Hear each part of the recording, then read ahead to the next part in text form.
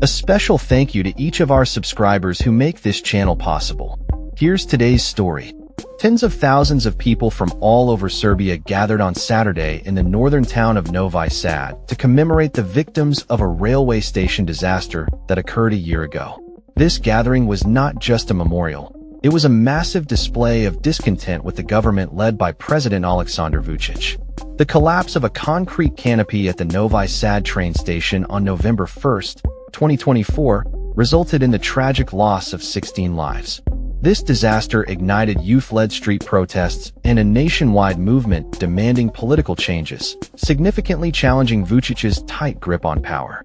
At 11:52 a.m., the exact moment when the incident occurred, the crowd observed 16 minutes of silence, a poignant tribute to the victims. Al Jazeera's Milena Veselinovic reported that the atmosphere was incredibly somber, with a palpable sense of mourning among the attendees. She emphasized that the purpose of the gathering was not only to honor those who lost their lives, but also to demand accountability from those responsible for the tragedy. Despite the passing of a year, no one has been tried for the incident. 13 individuals, including former construction minister Goran Vesic, have been charged, but their cases have yet to go to trial. Many in the crowd expressed their skepticism regarding the Serbian legal system, fearing that the trial may never occur. The tragedy has been closely linked to the broader issues of corruption and negligence within the government. A separate anti-corruption investigation is ongoing, alongside a European Union-backed inquiry into potential misuse of EU funds related to the station's renovation. The protests, initially focused on demanding a transparent investigation into the incident, have evolved into a broader call for early elections and systemic reforms. Students, who organized the commemorative gathering, traveled to Novi Sad from various parts of the country, some marching over 100 kilometers from Belgrade. The march, which took 16 days to complete, symbolized the 16 victims of the disaster.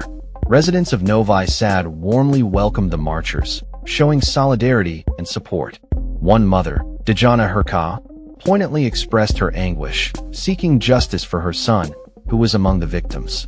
The protests have already led to significant political consequences, including the resignation of the prime minister and the formation of a new government. However, President Vučić remains in power, often dismissing the demonstrators as foreign-funded agents attempting a coup. In a surprising move, Vučić recently apologized for past remarks that he regretted and called for dialogue with the protesters.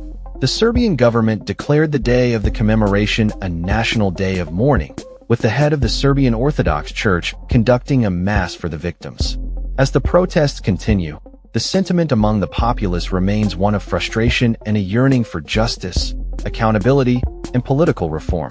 The ongoing situation in Serbia serves as a stark reminder of the deep-seated issues of corruption and governance that continue to plague the nation.